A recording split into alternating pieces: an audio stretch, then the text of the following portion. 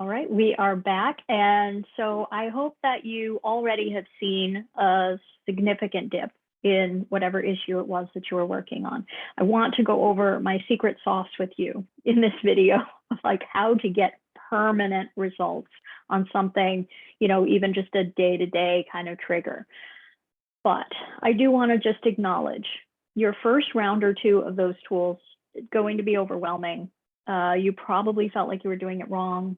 That means you were doing it right. And it won't always be like that. It will get easier and easier every single time you do it. It'll get more effective every time you do it. So keep at it, even if you felt overwhelmed.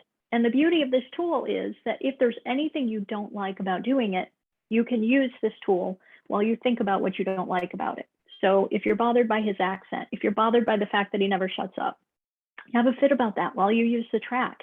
If you don't like feeling your negative feelings, feel that. Think about, I don't want to have to feel my negative feelings. It's going to be too exhausting. It's going to do this. I'm never going to be able to let it go. Like, just do that while you play the track. So whatever it is you don't like, if you're overwhelmed, if you feel like you're doing it wrong, any of those things can be addressed while you play the track. Just get that out of the way so that it's much easier for you to go ahead and do the rounds. Okay. So using the destroyer, it's wonderful to use it on an isolated situation or event. It's great to use on past traumas. It's great to use on phobias. It's amazing on even stupid little piddly things that you know shouldn't bother you, but do. But if you want permanent clearance, then you need to find the root. So when you're working on something, so whatever it was, whatever that seemingly insignificant thing was that you just worked on, that was something that bothered you this week. Think about what was really bothering you about that thing. And then think about, what does it remind you of? What have you experienced in the past that was similar? Who has treated you that way? Who has said things like that to you?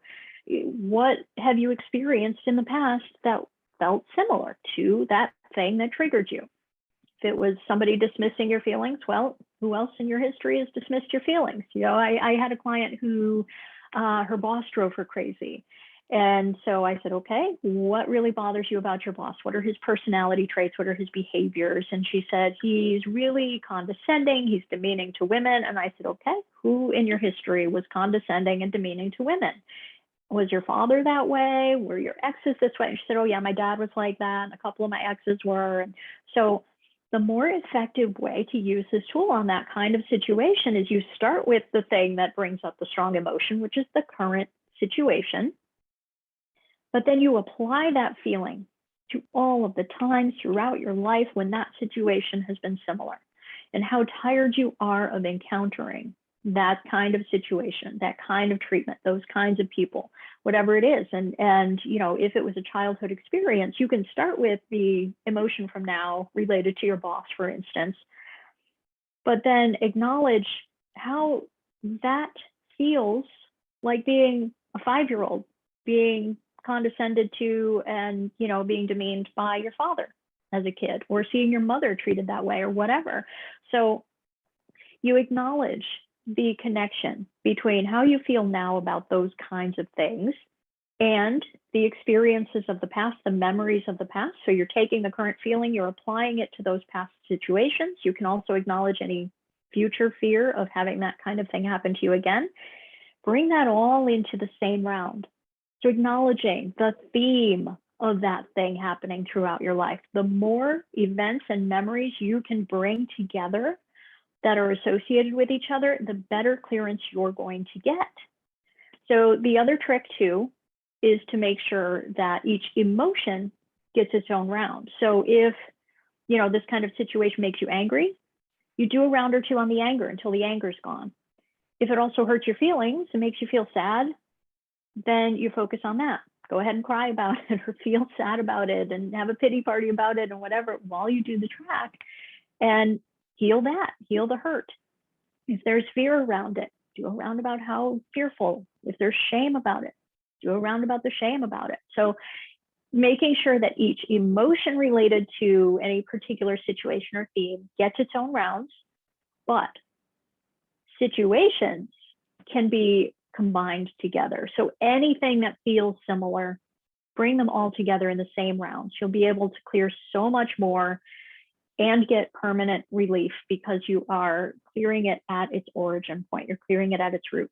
And it's okay if you are not necessarily having strong memories from childhood. A lot of people who've had trauma forget their childhoods and don't have crystal clear memories. However, if your parents have treated you a certain way as you got older, you can pretty logically assume that they also treated you similarly as a young child, as a toddler, as an infant. So it can be, like with feelings dismissed as an example. Yes, our feelings get dismissed in all of these adult situations, but as children, all of us, all of us have our feelings dismissed by our parents. If you think about a toddler and how they want the thing, they want a sugary cereal or something that parents don't want them to have.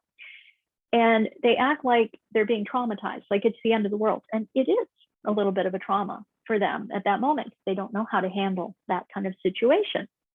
And so the parents are just like, oh, settle down. You shouldn't feel that way. They shouldn't be reacting. They may even laugh at the kid or yell and scream at the kid, whatever. So there's a negative reaction. And so your feelings are dismissed. And think about what we say to babies. When babies are crying, shh, don't cry. And when you try to talk back, you get, don't talk back. So just over and over and over again, even if you don't have crystal clear memories of those things, a lot of our issues come from the 0 to 7 year point in our lives. So we may not memorize those things and we may not be able to pull up clear memories about those things. But if we can assume logically that those things happen to us, or that has been a theme throughout our lives, and that it has always been frustrating or it's always been disempowering, you can acknowledge that while you do this track. And that's how you're going to just get better and better clearance and long-term clearance. And the next time you encounter a similar situation, that trigger won't be there and you'll just be able to move on with your day. So that's it. Continue using the Destroyer track. I recommend using it 1 to 3 times a day whenever possible. So using it on whatever comes up in your life, but also difficult traumas you've been through in the past, and relationship issues and fears and phobias and all kinds of things like that. Just keep going with it, and it's life-changing. This is good stuff. Much love.